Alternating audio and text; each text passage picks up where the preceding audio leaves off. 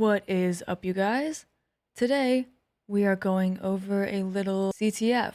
I was at a conference and they were doing a CTF, and I made a little team and we did the CTF together. So I figured it would be fun to just go over some of the challenges that we completed and to explain them and go through them, because why not? Let's get to the questions. So for this CTF, it is on MetaCTF. If you don't know, great platform, not sponsored, but I wish I was. So for this CTF, we had some different categories here: binary exploitation, reconnaissance, cryptography, reverse engineering, cyber range, which is like their VMs, web exploitation, forensics, and other. And then you have a little link to CyberChef here, which is very useful.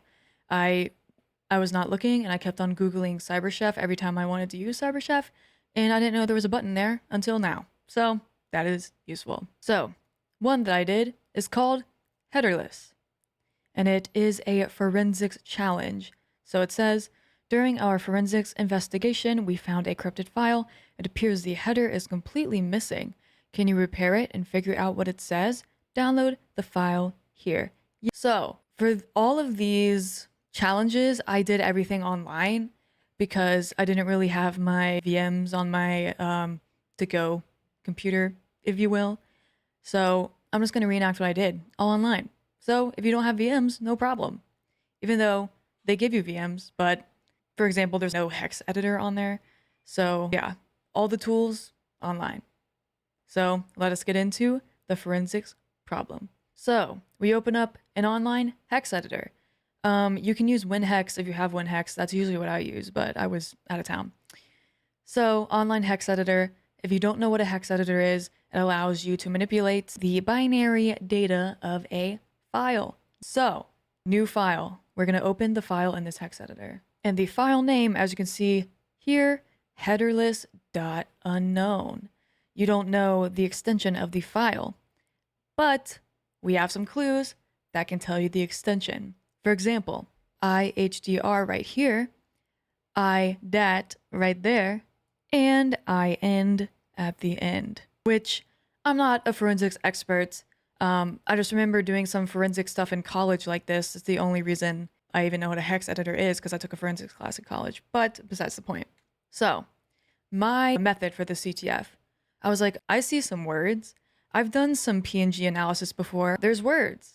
They must mean something. And I've done some binary editing in WinHex before. My one Wireshark video, which I have a whole playlist about Wireshark attack analysis if you want to look at that. But I was like, IHDR, IDAT, what does that mean? So I threw it into ChatGPT. So I go IHDR and IDAT in hex, enter. So it says in a PNG portable network graphics file, the IHDR and IDAT chunks are essential parts of the file structure. They are stored in hexadecimal as part of the PNG file format. Hex structure of IHDR, this is the hex structure, and then the hex structure of IDAT. So we now know this is a PNG. And if you knew forensics, you would probably know just by looking at the hex, but I am not a forensics expert, so I use my resources, as I'm just showing you guys my method for tackling tasks. So we have these first few bytes of a PNG, all zeros. If we go to ChatGPT, first hex of PNG should be what? That was supposed to be what? PNG signature in hex. It's supposed to be this: 8954E47 OD OA 1A 0A. We see here, it is literally all zeros. So we replace the zeros with those hex numbers ChatGPT gave us. So all of these in yellow have been replaced with the correct hex for a PNG. So we do save as, and then we save it. We can do headerless.png because it's a .png. So we have the new one downloaded, headerless PNG file. This one says unknown file. I forgot to show you guys what it looks like when you try to open it. .unknown, notepad, shows all this stuff. We could change it to a .png. Oh, wait, we already have one. We have to change the name. I will do headerless1.png because we already have the correct one. Headerless1.png. And as you can see, headerless1.png, nothing's loading. But this one We changed the hex, the binary. It's not corrupted anymore. So we open it, and there is the flag. So before updating the binary and after updating the binary. Next, where is my recipe? Some web security stuff. CookieRecipes.com has some yummy looking cookie recipes, but I think there might be a hidden tip somewhere. Can you help me find it? So click CookieRecipes.com, best chocolate chip cookies. Wildcard. I'm gonna guess that means best chocolate chip cookies in the whole world. Ingredients, blah, blah, blah.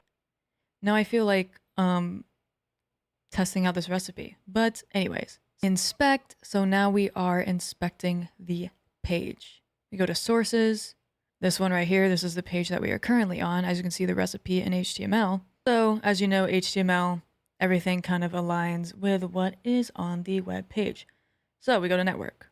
This one, which is the website. This is the network section. I just clicked reload and then it populated. So this is the website.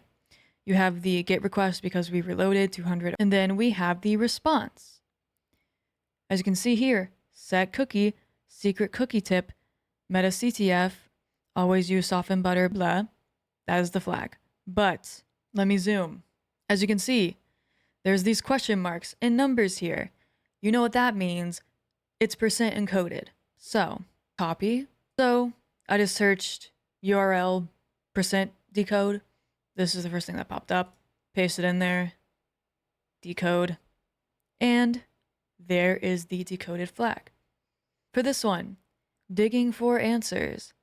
DNS or domain name system serves as the phone book of the internet for translating domain names. Computers use IP addresses to route traffic on the internet, so easily remembered and readable domain names have to be converted. The DNS protocol lets you look that up. Can you figure out the IPv4 address behind the website hosted on the metactf.com domain? Which? nslookup.io, metactf.com. There we go. The IP address right there. So you copy and paste that in and get the flag. Then here's one, crypto basics. Our cyber analysts keep coming across these strings that don't make much sense. Can you help decode this one? This string, copy it, open up CyberChef, paste it, output, click on the little magic thing. There it is. And as you can see here, from base64 to readable text. Another cryptography one. Your friend keeps sending messages in the chat, but they don't make any sense. He gave you a hint that some things, you just have to think of things from another perspective. Strange sentence. Rotate the text if it were. Here's the latest message. So there's the flag. So what did I do? Go to ChatGPT. Because I tried CyberChef and it wasn't rotating them. I tried the decryptor manual thing. It wasn't doing it. So ChatGPT. So I asked ChatGPT, rotate and unscramble this message. Now, ChatGPT says, this message appears to be encoded using ROT13, a simple letter substitution cipher that shifts letters 13 places in the alphabet. And as you can see, obviously not the flag, and ChatGPT is wrong. So it's wrong. Surprise, ChatGPT doesn't know what it's talking about. So I was like, hey, can you just write a Python script to decode it? And then ChatGPT wrote the Python script, print decoded message, def ROT13 decode, things of that nature. So copy the script, put it into an online Python IDE, and then it decoded it. MetaCTF, you got that Rottweiler in you. So that is the decoded, unscrambled ROT13. So that is all for now. A very fun CTF, and I would do it again. Hope you guys got something out of that. Going through my process on solving some CTF challenges. I don't know everything, so ChatGPT is helpful to figure out some stuff. So use it. It's not always right, as you saw with the decoder script, but you can use it as a way to think through problems and cross out attempts, if you will, and figure things out with most of the time wrong assistance. So make sure you guys like, subscribe, punch all the buttons in the face, and I will see you in the next video.